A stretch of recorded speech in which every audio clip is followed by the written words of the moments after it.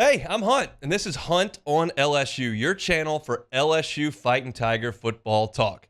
Enjoy the video. We want you to leave a comment below, hit that like button, and subscribe right below the video. Enjoy. Let's go back to LSU football here. We'll get to some SEC football power rankings at the bottom of this hour. Brian Kelly had the SEC teleconference today, and one of the questions that was asked him was about how the teams responded to the loss in practice. And that I always worry about a little bit in football because you have goals at LSU, and they're lofty goals every year. They're those kind of goals, and college football, more so than really any other sport, can take those goals from you pretty quickly, far more quickly than college basketball or college baseball can, far more quickly than the NFL can. And so I wonder about 18, 19, 20-year-olds when significant adversity hits. And there's real evidence to suggest that the college players are more resilient than you would think. I mean, look at what A&M did last year against LSU. Look at what LSU did in the COVID year in the swamp against a team that won the East, by the way, and had a Heisman frontrunner in Kyle Trask, and then came back and beat Ole Miss as well after just a dreadful start to the year. Most of the time, kids will play really hard. But I wonder about it sometimes.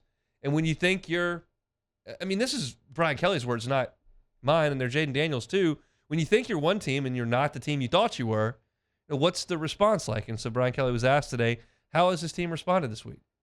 Practice hasn't been the issue, really. Their preparation has been really good. It was the performance end of things that really was concerning, and that is going to be, still central to the growth of our football team is, flipping it from preparation to performance.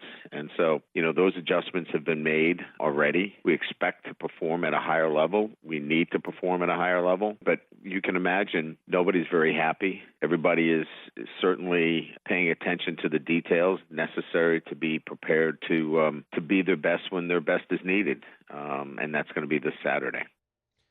And this Saturday, LSU will, of course, play Grambling. And, the question that you're going to get asked is like, okay, well, what can you get out of this game? And that's something I've been harping on for 3 days now, and even going back to last Friday. I talked about that when I gave my pick for the LSU and Florida State game. What can you get out of playing Grambling, and what does dropping down to an FCS opponent mean? The team is certainly looking forward to putting last week behind them and looking forward to performing against Grambling. Hugh Jackson, and obviously an outstanding football coach, NFL coach. He's done a great job of reworking his roster. So this will be a good challenge for us, a team that obviously is going to play at its very best, and that's what we need to do. We need to play up to our level, an LSU level, and we're looking forward to doing that on Saturday. I'll take umbrage with one comment. It's not going to be a great challenge at all. It is not in the least going to be a great challenge. But it is an opportunity to go out there in front of 85,000 people, 75,000 people, however many people show up in the heat to watch LSU play Grambling. It is the home opener, sometimes a good one to take the kids to as well. Can the guys get ready to play? And that's really the biggest chore. I think that because it's the home opener, it's their first time running out of the tunnel in Tiger Stadium. I think there will be a little juice there. If they played this game before A&M, I think you might have a little bit of an issue, but I don't think that necessarily be too big an issue on Saturday. But the question that Brian Kelly was asked in terms of the gameplay is, are you going to make any personnel changes this week? It's always about, evaluation of all players, all coaching, everything gets evaluated. But, for me to kind of answer you and say, this guy's not going to play because of this, there wasn't one player that caused that loss. That was a collective defeat, coaching-wise, player-wise. And so we've got to do a better job coaching, and our players got to do a better job playing. Could there be some new players that we get a chance to see? Absolutely. But I don't think you're going to see wholesale changes. I think the changes need to occur in terms of how we coach, how we prepare, and how we get ourselves ready. And I think that's where you'll see the biggest changes. Again, if a guy beats the brakes off of a Grambling player, it's not going to prove much to me in terms of what he's going to do against Mississippi State the next week. I can take more, I think, though, out of substitution patterns. Like, if you show me Lance Hurd at right tackle and Emory Jones at right guard, that means you're looking at it.